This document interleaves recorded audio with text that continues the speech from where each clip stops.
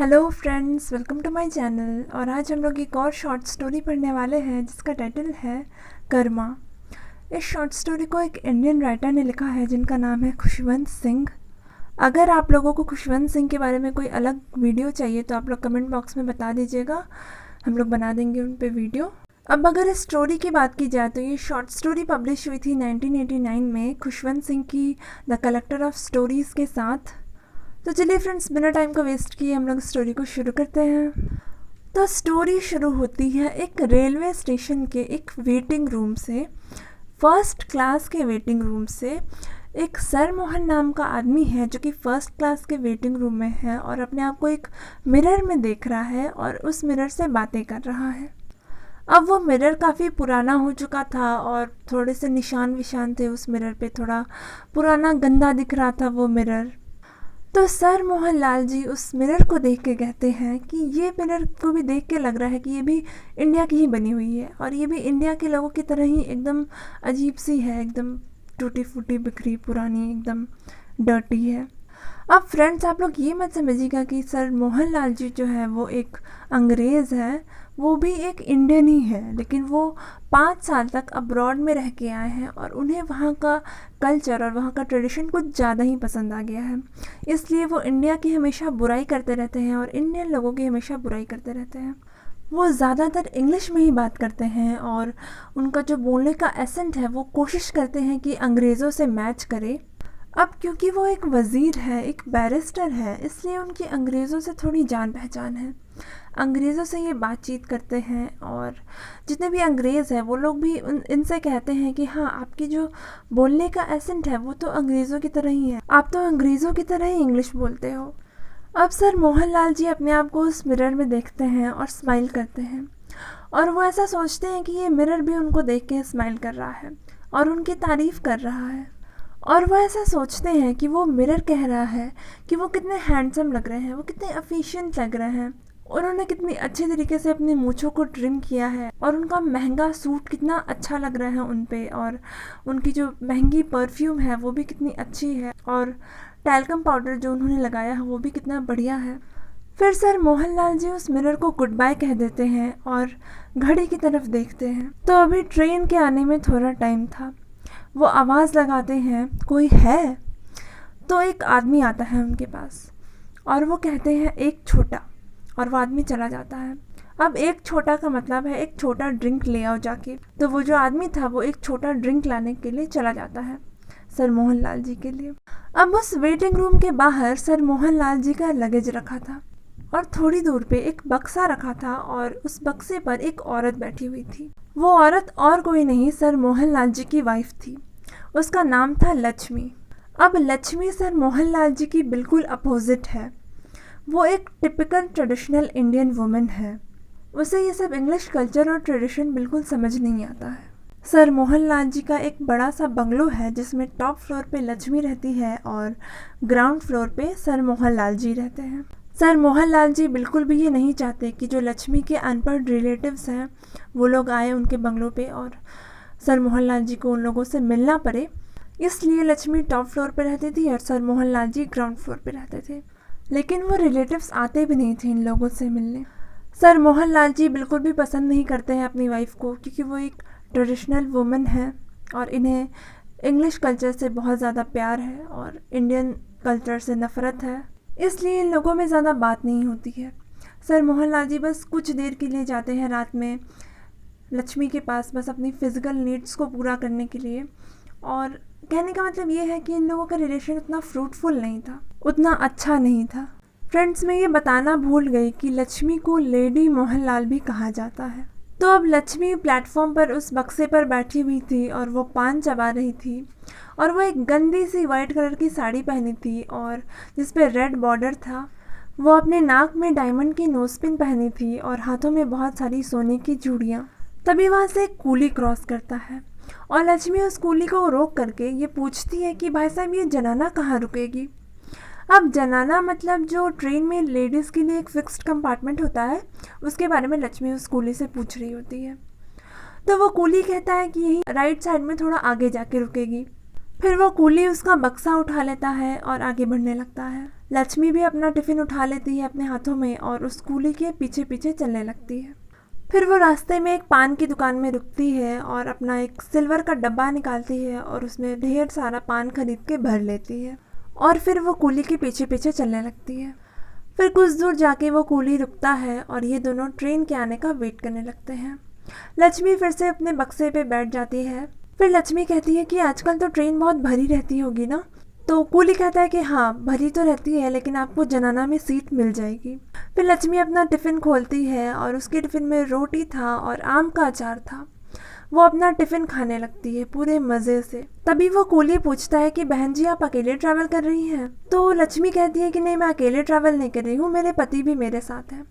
लेकिन वो waiting room में है, फर्स्ट क्लास के वेटिंग रूम में। एक्चुअली वो एक बैरिस्टर है और ट्रेन में वो बहुत सारे इंग्लिशमैन वगैरह से मिलेंगे और मुझे ये सब इंग्लिश कल्चर उतना पसंद भी नहीं है और मुझे कुछ समझ में भी नहीं आता, इसलिए मैं जनाना से ही ट्रैवल करती हूँ और वो फर्स्ट क्लास में ट्रैवल करते हैं। तभी अनाउंसमेंट होता है कि ट्रेन आने वाली है।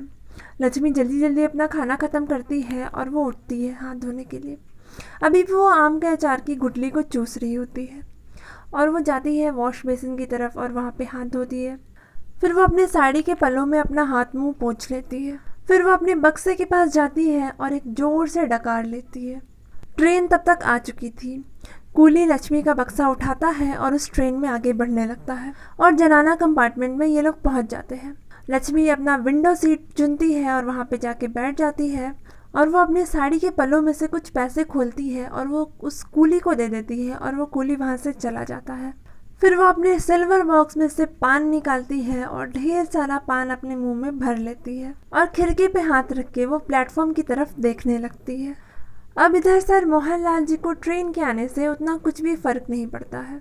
इनके हिसाब से जो आदमी हड़बड़ाता है या जल्दबाजी करता है या एक्साइटमेंट दिखाता है, वो एक लोअर क्लास का आदमी होता है और ये तो एक हाई क्लास सोसाइटी से बिलोंग करते हैं, तो ये सारे सिम्टम्स दिखा नहीं सकते, इसलिए ये एकदम काम है। इन्हें ट्रेन के आने से उतना कुछ फ़र्क नहीं पड़ता।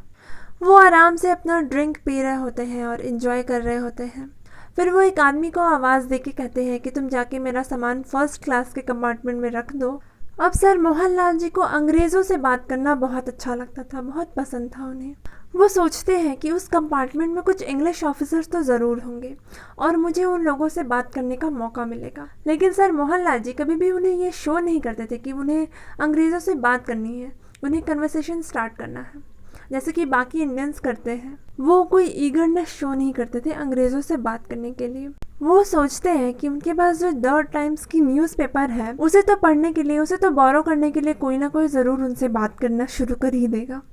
एक्चुअली द टाइम्स की अखबार उस समय कुछ ज़्यादा फेमस थी और वो बहुत अट्रैक्ट करती थी लोगों को। कोई भी देखता था तो उसे पढ़ना चाहता था। वो उसे ऐसे फोल्ड करते हैं जैसे जो द टाइम्स लिखा हुआ है वो सामने रहे, सामने दिखे। फिर वो ये सोचते हैं कि उनकी जो टाई है वो तो कोई ना कोई ज़रूर नोटिस करेंगे अंग्रेज़ों में से और उसकी तारीफ़ करेंगे, जो कि वो ट्रैवलिंग के समय हमेशा पहना करते थे वो टाई। अगर ये दोनों काम नहीं करती तो सर मोहनलाल जी उन लोगों का अट्रैक्शन पाने के लिए कोई है कह के किसी को बुलाते और ड्रिंक मंगवाते, और ड्रिंक के लिए कोई अंग्रेज़ तो कभी मना कर ही नहीं सकता उनके अकॉर्डिंग। फिर सर मोहनलाल जी के पास एक गोल्ड का सिगरेट केस था जिसमें कि इंग्लिश सिगरेट्स थी।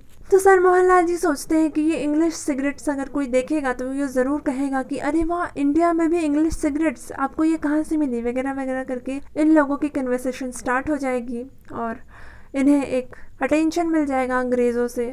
फिर मोहनलाल जी सोचते हैं कि वहाँ अब्रॉड में उनके 5 साल कितने अच्छे कटे थे, वहाँ का कल्चर कितना अच्छा है, वहाँ का ट्रेडिशन कितना अच्छा है। यहाँ इंडिया आके तो उन्हें कुछ भी नहीं मिला, यहाँ इंडिया में तो किसी को कुछ भी नहीं आता, ये लोग कितने लो क्लास के लोग हैं वगैरह वगैरह, ये सब सोच रहे होते हैं। फिर वो अपनी वाइफ के बारे में सोचते हैं कि वो कितनी अजीब लो क्लास की है और उसमें से तो अजीब सी स्मेल आती है पसीने की और सूखे हुए प्याज की। तभी वो आदमी आता है और सर मोहनलाल जी से कहता है कि मैंने आपका सामान रख दिया है फर्स्ट क्लास के कंपार्टमेंट में। फिर सर मोहनलाल जी जाते हैं अपने कंपार्टमेंट में और अपने सीट पे जाके बैठ जाते हैं और अपना वही पुराना द टाइम्स का न्यूज़पेपर खोल लेते हैं जिसे कि उन्होंने पहले कई बार पढ़ चुका था। तभी जो मोहनलाल जी हैं वो विंडो से देखते हैं कि 2 इंग्लिश सोल्जर्स आ रहे हैं इनके कंपार्टमेंट की तरफ देखते हुए। ऐसा लग रहा था जैसे कि वो लोग सीट ढूंढ रहे हैं इनके कंपार्टमेंट में। उन दोनों सोल्जर्स का नाम था बिल और जिम। जिम अंदर आता है और उन दोनों के लिए वो एक खाली सीट ढूंढने लगता है। तभी उसे एक खाली सीट दिखती है और वो बिल को अंदर बुलाता है।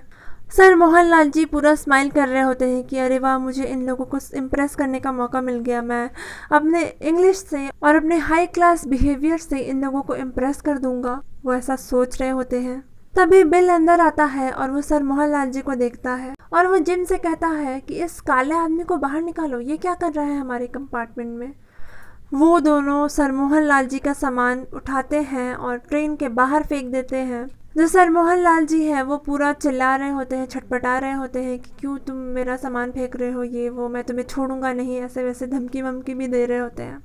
ये सारी धमकी वमकी ये इंग्लिश में ही दे रहे थे, बिल्कुल ही अंग्रेज़ों के एसेंट में।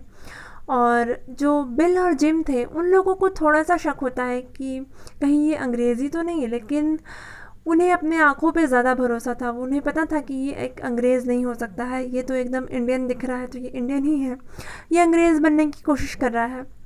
तो वो लोग क्या करते हैं कि वो लोग उठाते हैं सर मोहनलाल जी को और उनके सामान के पास प्लेटफॉर्म पे फेंक देते हैं ट्रेन के बाहर। तभी इंजन की सीटी बजती है और ट्रेन चल पड़ती है। सर मोहनलाल जी वहीं पे खड़े खड़े चुपचाप देख रहे होते हैं ट्रेन को जाते हुए। और जो उनकी वाइफ है लक्ष्मी, वो पूरा एंजॉय कर रही होती है, उसके मुंह में पूरा पान भरा हुआ था और खिड़की के बाहर वो अपना पान थूकती है और वो पान जाके ज़मीन पर गिरता है और यहीं पे हमारी स्टोरी ख़त्म हो जाती है। तो आई होप आप लोग इस स्टोरी के टाइटल का मीनिंग अच्छे से समझ गए होंगे। कर्मा मतलब कि कर्म, आप जो काम कर रहे हैं उसका फल आपको मिलेगा ही मिलेगा। जो सर मोहनलाल हैं वो अपने ही कल्चर की बुराई करते हैं, अपने ही कंट्री की बुराई करते हैं, इसलिए लास्ट में उन सोल्जर्स ने उन्हें सज़ा दे दी होती है उनके कर्मों की।